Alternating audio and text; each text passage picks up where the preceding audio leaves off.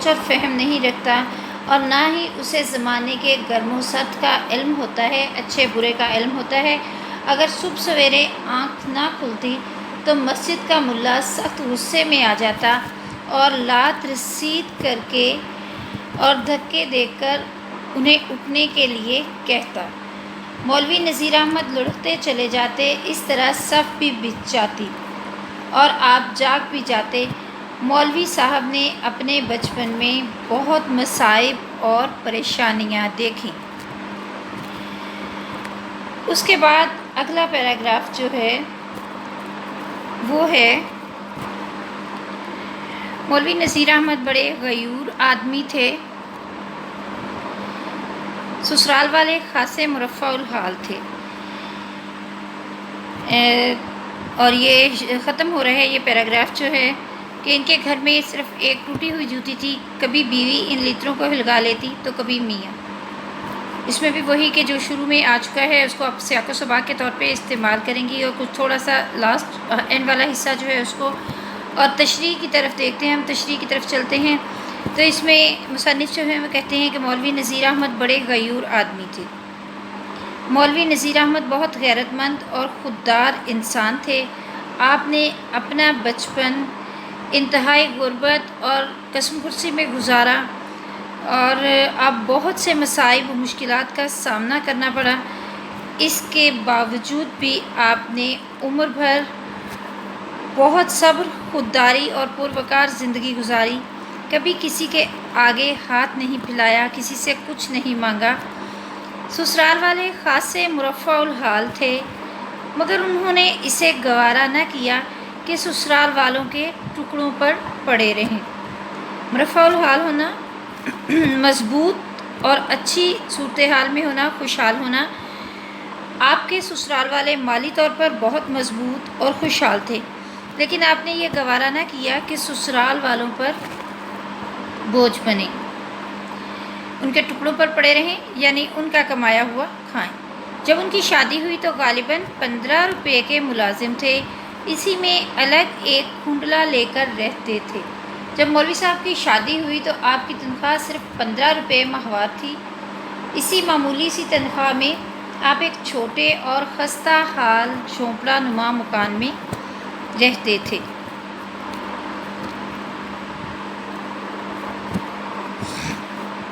میں نے بڑی بوڑھیوں سے سنا ہے کہ ان کے گھر میں صرف ایک ٹوٹی ہوئی جوتی تھی، کبھی بیوی ان لیتروں کو ہلگا لیتی تو کبھی میاں۔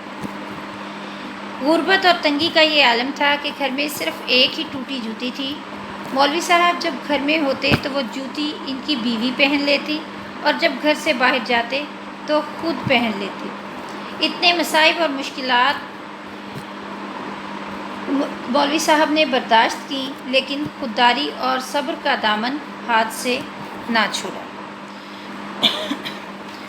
اس کے بعد اگلا پیراگراف ہے، دلی کالج سے فارغ التحصیل ہونے کے بعد انہیں کوئی سرکاری ملازمت نہیں ملی اور یہ تقریباً 3 لائنوں پر مشتمل ہے، مگر اس کی نوبت نہیں آئی اور انہیں ملازمت مل گئی۔ تو سیاق و سباق دیکھیے اس کا کہ مصنف کہتے ہیں کہ انہوں نے وہی پھر بات مولوی نذیر احمد کو آخری بار 5 برس کی عمر میں دیکھا۔ ان کی داڑھی سفید اور سر پر کنٹوپ تھا۔ آپ سچ گو اور خوددار تھے، یعنی جتنا بھی آپ پہلے پڑھ چکی ہیں نا چیپٹر، اس کو آپ مختصر کر کے بیان کریں گی۔ بڑے بڑے عہدوں پر مامور رہنے کے باوجود کسی کو خوش نہ کر سکے۔ انہیں غیور جنگ کا خطاب دیا گیا، مگر انہوں نے قبول نہ کیا۔ اس عبارت میں جو تشریح طلب ہے وہ مصنف کہتے ہیں کہ مولوی صاحب سر سید کے رفقا میں سے تھے، ان کے ساتھیوں میں سے تھے اور چندہ اکٹھا کرنے میں ماہر تھے۔ عربی زبان میں مہارت اور غیر معمولی استعداد رکھتے تھے۔ اخیر عمر میں قرآن پاک کا ترجمہ کیا اور اسی کو اپنا توشہ آخرت خیال کرتے تھے۔ تو دلی کالج سے فارغ التحصیل ہونے کے بعد انہیں کوئی سرکاری ملازمت نہیں ملی تو سخت برہم ہوئے۔ یہاں پر مصنف جو ہیں وہ مولوی نذیر احمد کو ملازمت نہ ملنے کا واقعہ بیان کرتے ہیں۔ اس سے پہلے آپ تشریح میں تھوڑا سا کوئی 4-5 لائنوں پر مشتمل اس کی شروع کا حصہ جو ہے اس کو بیان کریں گی اور پھر بیان کریں گی کہ مصائب اور مشکلات برداشت کی ہیں انہوں نے، لیکن صبر کا دامن جو ہے وہ ہاتھ سے نہیں جانے دیا۔ تو مولوی نذیر احمد کو ملازمت ملنے کا یہاں پر واقعہ بیان کر رہے ہیں۔ وہ لکھتے ہیں کہ مولوی صاحب دلی کالج میں پڑھتے تھے، اور دلی کالج بہت مشہور اور اعلیٰ معیار کا کالج تھا، اس لیے تعلیم سے فارغ ہونے کے بعد آپ نوکری کے لیے بڑے پر امید تھے، لیکن مولوی صاحب کو کافی عرصہ ملازمت نہ ملی تو غصہ میں آ گئے۔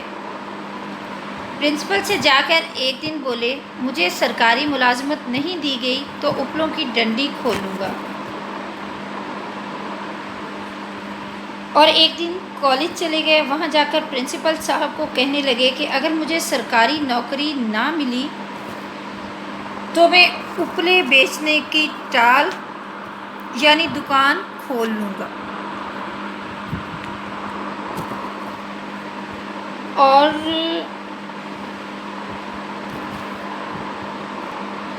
اس پر دلی کالج کی سند لگا دوں گا، اور وہاں دلی کالج کی سند سر عام لٹکا دوں گا، تاکہ لوگوں کو بھی معلوم ہو کہ دلی کالج کے تعلیم یافتہ کو بھی نوکری نہیں ملی۔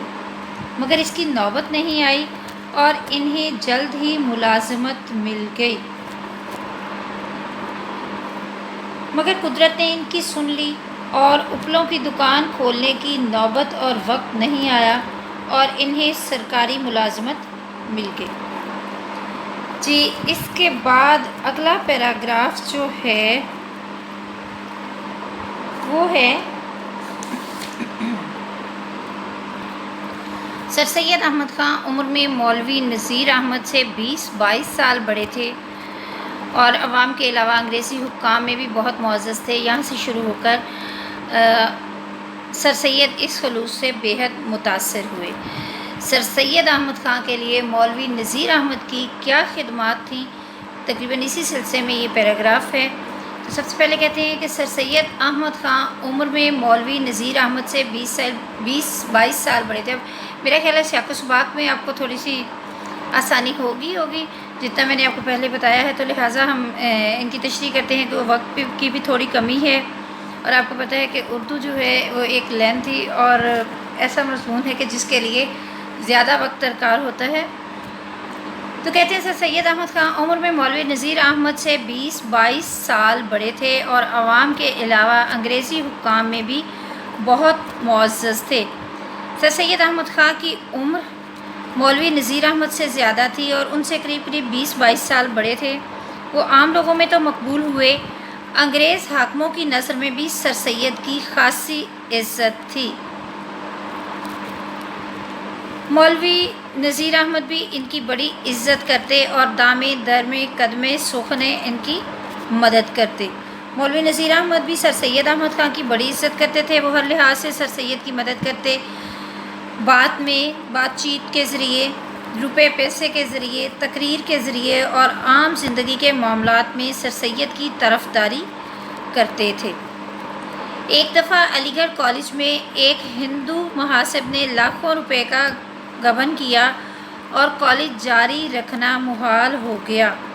ایک دفعہ علی گڑھ کالج میں ایک ہندو اہلکار نے حساب کتاب میں کافی گڑبڑ کی، دھوکہ دہی کی اور لاکھوں روپے کا غبن یعنی دھوکہ کر لیا۔ کالج مالی لحاظ سے خاصا کمزور ہو گیا اور تعلیم کا سلسلہ جاری رکھنا محال ہو گیا۔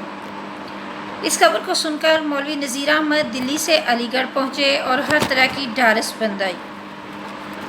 مولوی صاحب کو صورتحال کا علم ہوا تو وہ خود علی گڑھ پہنچے اور سر سید احمد خان کو ہر طرح کا حوصلہ دیا۔ بولے اگر روپے کی ضرورت ہو تو روپیہ اس وقت موجود ہے۔ کہنے لگے کہ اگر روپے وغیرہ کی ضرورت ہے تو یہ روپیہ لے لو،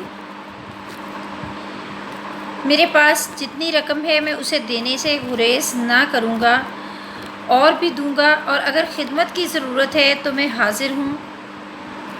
سر سید اس خلوص سے بے حد متاثر ہوئے۔ اور اگر اور کسی خدمت کی ضرورت ہے تو اس کے لیے حاضر ہوں۔ سر سید ان کے خلوص سے، ان کی نیک نیتی سے بہت متاثر ہوئے اور ان کی دل و جان سے عزت اور قدر کرتے تھے۔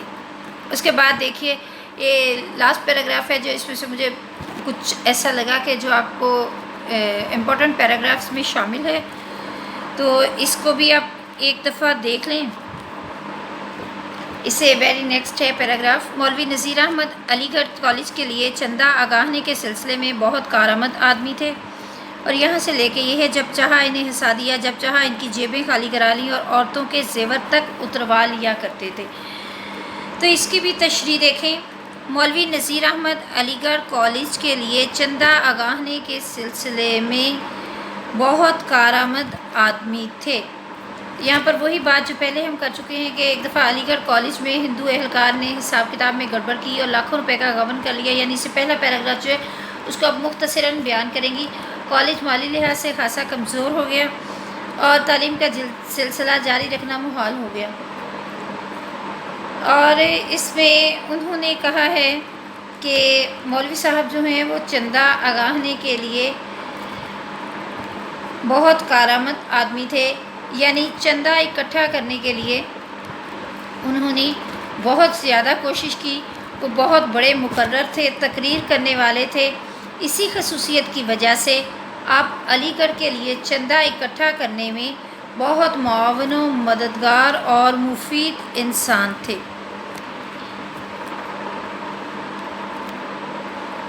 اس لیے جہاں تک ممکن ہوتا سر سید اپنے دوروں میں انہیں ساتھ رکھتے اور ان سے تقریریں کراتے۔ جہاں تک ممکن ہوتا سر سید اکثر اپنے دوروں میں آپ کو اپنے ساتھ رکھتے اور ان سے تقریریں کرواتے۔ اللہ تعالیٰ نے مولوی نذیر احمد کو تقریر کرنے کی ایسی خوبی عطا کی تھی کہ وہ اس فن میں ماہر تھے،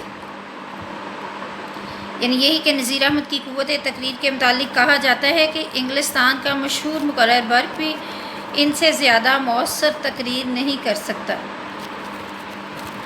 وہ اس فن میں اس قدر ماہر تھے کہ ان دنوں انگلستان میں ایک مقرر اور سیاستدان برق بہت شہرت کے حامل تھے، لیکن مولوی صاحب ان سے بھی بہترین اور مؤثر تقریر کرتے تھے۔